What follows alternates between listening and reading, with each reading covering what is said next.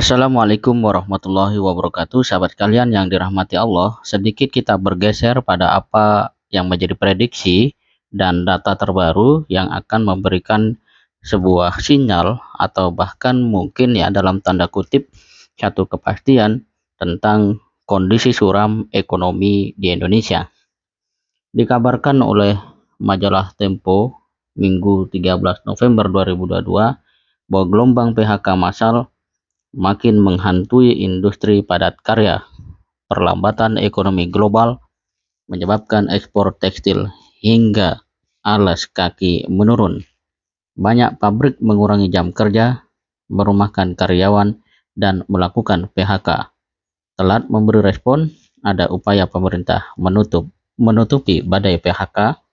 Ini adalah laporan yang ditulis oleh Tempo.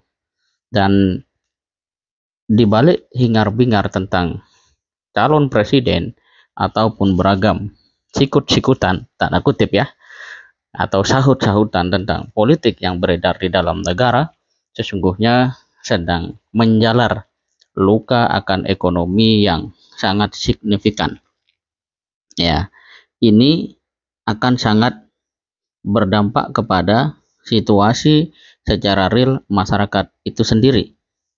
Mengingat pelemahan ekonomi juga pasti berpengaruh terhadap banyak sektor di dalam kehidupan nyata masyarakat itu sendiri.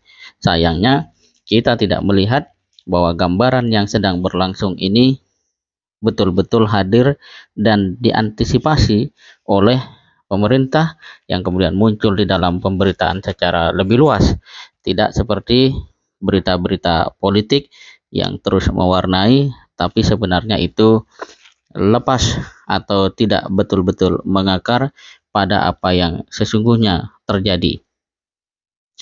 Dinas Ketenagakerjaan dan Transmigrasi Jawa Barat misalnya, dia menerima laporan dari Asosiasi Pengusaha Indonesia yang menyebutkan 87 perusahaan melakukan PHK karyawan hingga September lalu. Jumlah yang terkena PHK massal mencapai 43.567 orang. Nah, sahabat sekalian yang dirahmati Allah, dalam konteks perekonomian seperti ini, tentu kita akan ingat wajah seorang Erlangga Hartarto yang merupakan Menko Perekonomian Indonesia. Kita belum dapat ataupun menemukan apa yang menjadi statement dia terkait dengan situasi ini. Yang jelas angka-angka yang menunjukkan PHK itu sangat luar biasa, mencapai puluhan ribu orang, yang tentu itu juga berarti berdampak pada ya anak Indonesia dan keluarga Indonesia. Lebih jauh sahabat sekalian yang dirahmati Allah, musim pecat telah tiba.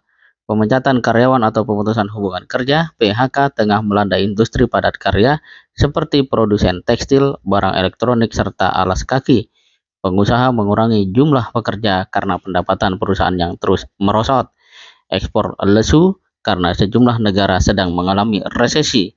Sedangkan penjualan di dalam negeri anjlok lantaran kalah bersaing dengan barang impor yang lebih murah. Pengusaha memperkirakan jumlah pekerja yang terkena PHK mencapai seratusan ribu dan bisa melampaui 1 juta orang pada akhir tahun. Namun data pemerintah berkata lain, PHK terjadi pada puluhan ribu karyawan saja. Ini menunjukkan bahwa pemerintah belum seutuhnya memantau secara objektif real data lapangan seperti yang kemudian dilaporkan oleh banyak asosiasi. Tetapi fakta yang sesungguhnya terjadi, ya PHK ini menjadi satu PR besar bagi pemerintahan saat ini. Di saat yang sama, kalau pemerintah gagal melakukan antisipasi, maka kondisi ekonomi dalam negeri juga akan terus memburuk, mengingat ekspor melemah, sedangkan barang yang masuk dari luar negeri ke Indonesia harganya jauh lebih murah, dan itu menyebabkan pasar domestik mengalami juga kemerosotan yang sama. Menurut Ketua Umum Asosiasi Perstekstilan Indonesia, Jemi Kartiwa Sastra Atmaja, Kamis 27 Oktober, dia mengatakan Gangguan ekspor itu mengakibatkan utilisasi industri tekstil menurun tajam sehingga berdampak pengurangan jam kerja dan akhirnya terjadi PHK. Ini ya satu hal yang pemerintah sampai saat ini masih belum menemukan solusi terbaik bagaimana mengatasinya agar tidak kemudian menjadikan bangsa Indonesia kembali jatuh di dalam kesulitan secara ekonomi yang juga berdampak nanti pada kualitas kesehatan, pendidikan, dan juga kemakmuran masyarakat itu sendiri. Dan sebagaimana janji-janji yang telah disampaikan oleh pemerintah, semestinya hal seperti ini dapat segera diantisipasi, yang kalau misalnya presiden betul-betul memiliki satu kepedulian terhadap hal ini, maka Menko Perekonomian, Menteri Perdagangan harus diminta untuk betul-betul bertugas dengan sebaik-baiknya mengatasi problem seperti ini.